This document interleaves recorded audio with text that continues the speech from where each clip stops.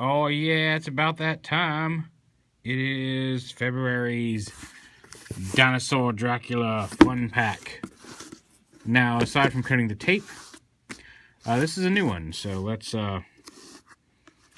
haven't opened and haven't dug through all this. So let's see what we got inside. We got Dino Drac sticker up here, DD, and a little foamy heart sticker. That's the decoration we got inside.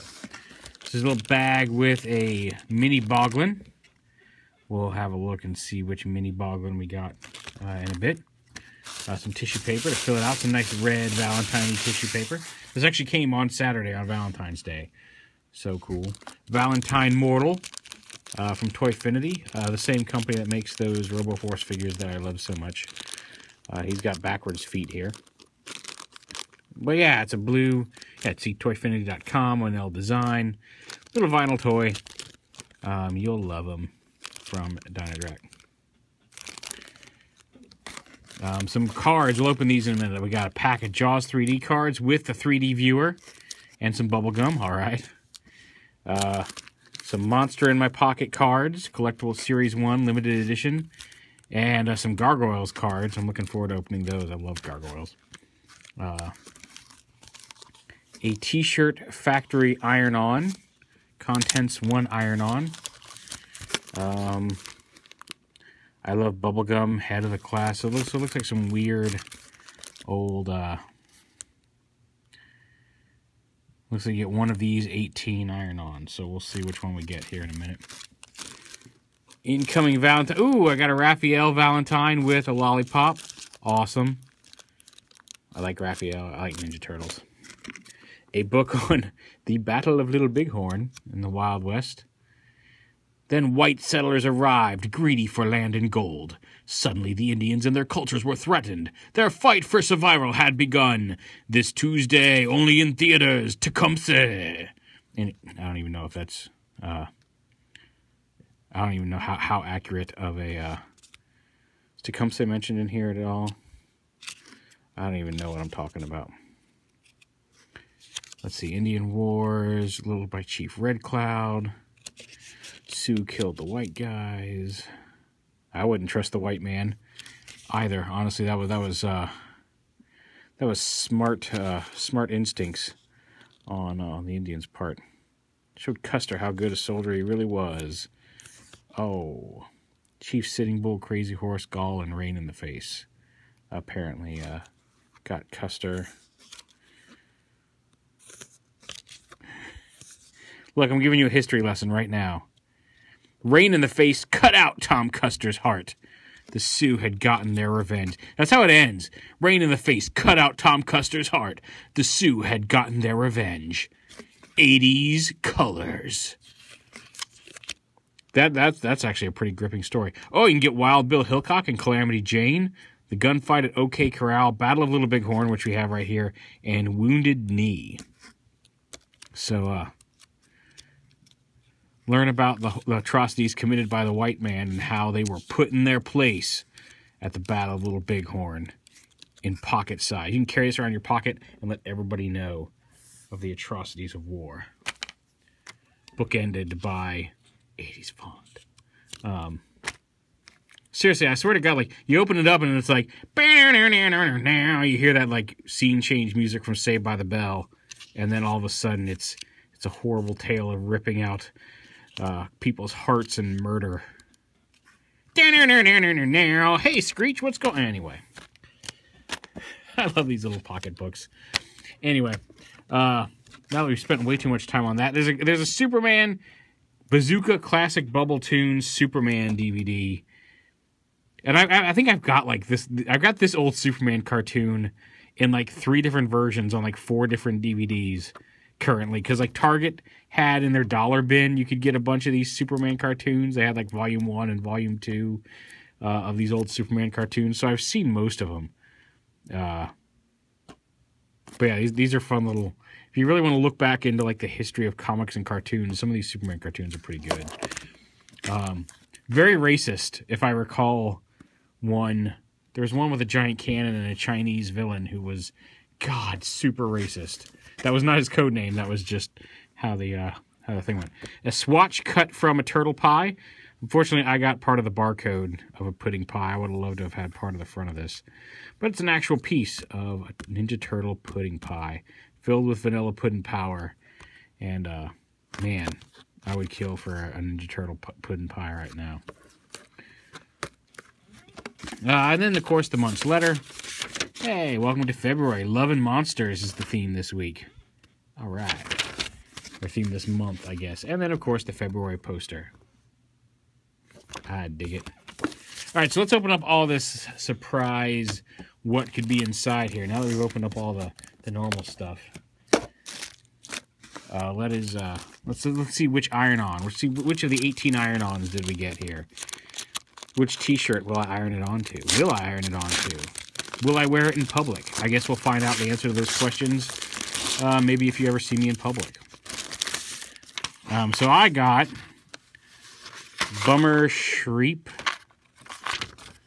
Bummer Shreep. It looks like it's a... I don't know where you can see it. It does say Bummer Shreep. I don't know what a Shreep is.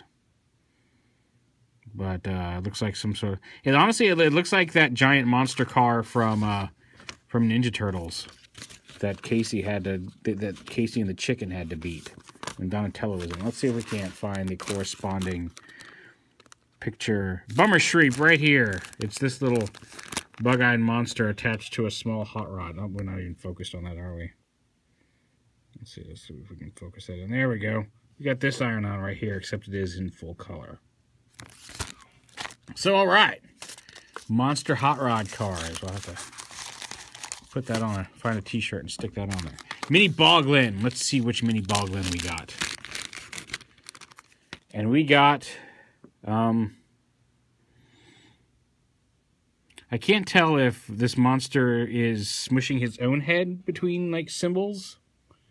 Or, if somebody is smushing the lizard between...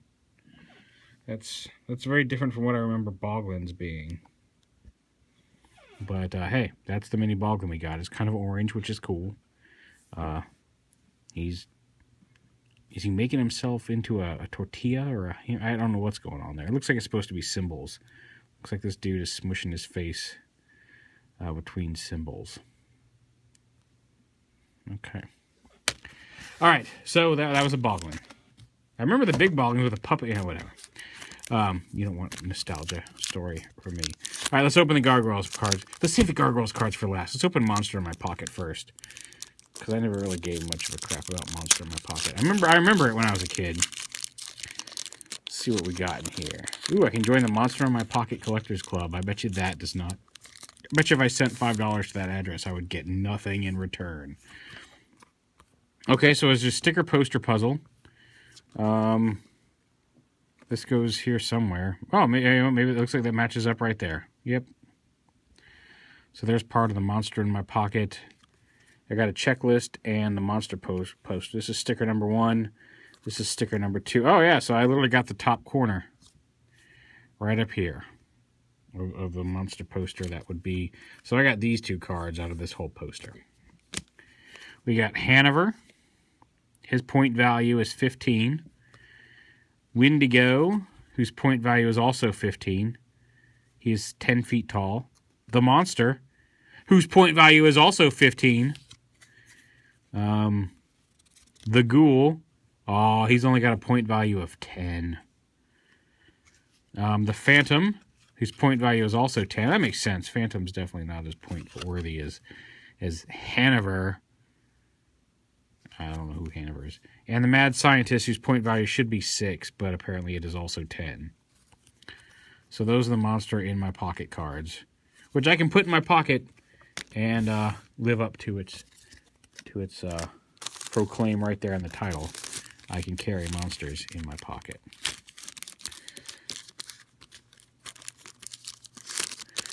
I sounded kind of bitter and sarcastic, but I always have fun doing this. So, all right, each Bazooka flavor, Bazooka Comics, no stick formula. Oh, each pack of gum. Okay, never mind. I don't need an advertisement for Bazooka gum. Believe me, I ate enough of that as a kid. There's probably still some in my colon. Okay, come on, Jaws, open up. When did this come out? Topps Chewing Gum, copyright. I don't see any copyright information in here. 1983. So we got some 22-year-old gum in here. Oh man, I bet it tastes like disappointment and failure. All right. So I do not see the gum. Somebody stole my cheap gum. Oh, there it is. There it is. There's the gum. Look at that. Look at that. Look at it just break apart after having discolored the card itself. All right, so there's 3D. There's some 3D cards, some 3D drawing. Oh man, it's not even 3D like the movie. It's literally like a hand drawn. Dennis Quaid gets his 3D card, and it does kind of have a 3D effect. I don't know if you'll be able to see it. Probably not. And of course, Bloody Remains. Ooh, Bloody Remains. Oh God, they're all bloody. They're in your face. Jaws 3D. So basically, if you weren't a kid and didn't see Jaws 3D, back in the day, Leah Thompson was in it. It took place at SeaWorld. They catch a baby great white shark, and they don't know it's a baby. It looks like a normal-sized great white shark, and then a giant great white shark starts eating people because Jaws has to be giant. Oh, they're all 3D on one side. Sea Lovers. Ooh, wow. This guy was he was a douche. So they capture this baby in SeaWorld, and then it turns out that the baby, the normal size 6 foot, 10 foot long great white shark is really just the baby, and the mother, the baby was caught in the park. The mother was here in the park, and they end up blowing it up, and you see all the mechanical stuff that the shark robot was made out of when they blow it up. So yeah, here's a really fake shark trying to eat people in the tube. I don't recall. This says at first, amazed SeaWorld patrons think the terrifying shark is simply one of the impressive exhibits. I don't think that's what happened. I think they saw the shark photoshopped into the ocean coming at them, and as soon as that shark got close to the tube, they realized, oh, we are in some trouble, and screamed. They were not that calm by the time the shark hit that glass in the movie itself. Leah Thompson was an ice skater. I think she got bit on the leg, but survived. She didn't actually lose a leg. Somebody got bit on the leg. I can't remember if it was her or maybe one of the other people in a bumper boat. Louis Gossett Jr., of course, saved the day by being Louis Gossett Jr. I think he went down and literally punched the shark with a tank of O2, and then Diver Douche shot it with an undersea crossbow, and the shark exploded. Or maybe there was a ball. There's a bomb, and the undersea douche got eaten by the shark, and was hanging out the shark's mouth. Something like that. Whatever. It was the 80s, kids. Nobody remembers the 80s. Seriously, you got contact high from cocaine just like doing anything as a kid. So here's Gargoyles. Goliath versus Demona. Oh, okay. They're I thought the cards were a little thick. They're just really stuck together. All right, so there's Goliath versus Demona. Cool. Marina Sirtis, I think, did her voice, and that's Keith David, and you don't mess with Keith David. I know what you're thinking. We got us another... No, I'm not going to go into that speech. So anyway, well, let me tell you something. Anyway, sorry, if you've seen a Man at Work, you'll know what I'm talking about. Castle Under Siege. So there's the castle with all the gargoyles on it. Oh, I really need to go back and watch more of this. I know we've got at least season 1 on DVD. Gargoyle and Demona again. But it was a really good cartoon. You had Jonathan Frakes. You had pretty much the whole cast of Next Generation showed up at some point. I think even some from Voyager and Deep Space Nine. There's just Goliath. He was the kind of good guy leader of the Gargoyles. Eliza Meza, who was their cop friend. I won't lie. I'm tempted to just give this gum a go just to try it, but I think maybe we'll save that for its own video or something. I don't know. So yeah, there is February's fun pack. I've already ranted and rambled longer about this than I should have. 14 and a half minutes. Come on. I know you're thinking, P.O., why are you even doing this? Why are you wasting our time with this stuff? Because this is my childhood. Seriously, I don't think there's a single thing in here. I guess maybe the Ninja Turtles is the newer Valentine's, but, you know, like, I remember learning facts about the Battle of Bull Run or Little Big Horn. I remember learning facts about Pac-Man. I remember the Gargoyles. I remember Jaws 3D. God, I remember Jaws 3D. Okay, you want to hear an embarrassing story about me? For those of you who've sat through the full 15 minutes of me ranting and raving here about this month's fun pack, when I was a kid, and when I say kid, I mean, let's just say from the ages of 6 or 7 until, let's say 24. I saw Jaws 3D. It was on HBO. I remember seeing all the commercials for it and the ads for it, and it wasn't in 3D when it was on HBO. It was just Jaws 3 on HBO. But I mean, like, you could watch it in 3D if you rented the video. But I didn't rent the video because I was a kid.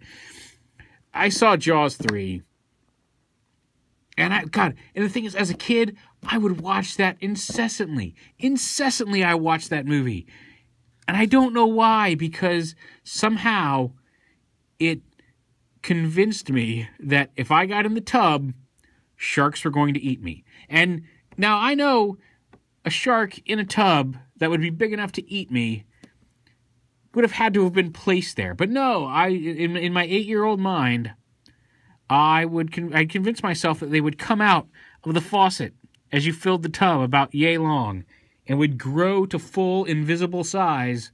Invisible sharks. I forgot to mention they were invisible, maybe. Grow to their full invisible size before I got into the tub. Just waiting for a taste of my chubby little 7-year-old thighs. Now, like I said, rationally, my brain understood this. But literally up until I was in my early 20s, like, I would go swimming. I'd go swimming and I'd have a great time. But when I was swimming in the deep end, every now and then, if I was just treading water in the deep end, I'd get like just a real brief flash of panic, like, oh God, what is up? Okay, I'm in a pool, you know, like, and it would be gone. Like it didn't cripple me from swimming. I can swim just fine. I can get into lakes, but every now and then I'll just have that flash of, what if there's a shark in here? In the most ridiculous of places. Not the bathtub so much anymore, but yeah, there's my embarrassing childhood moment. Maybe, how about we make a deal? You guys put up with me unboxing some of these things every month, and maybe each month after a Dinosaur Dracula fun pack, if there's anything in here nostalgically that could lead to a potentially embarrassing story about myself, I will share it with you, and we can all laugh at me 30 years hence. How about that? All right, anyway, thanks for hanging around. Thanks for watching. Here's Dinosaur Dracula's fun pack for February. I'm loving monsters. A lot of good stuff in there. Maybe stay away from the gum. Actually, this little piece can't hurt me.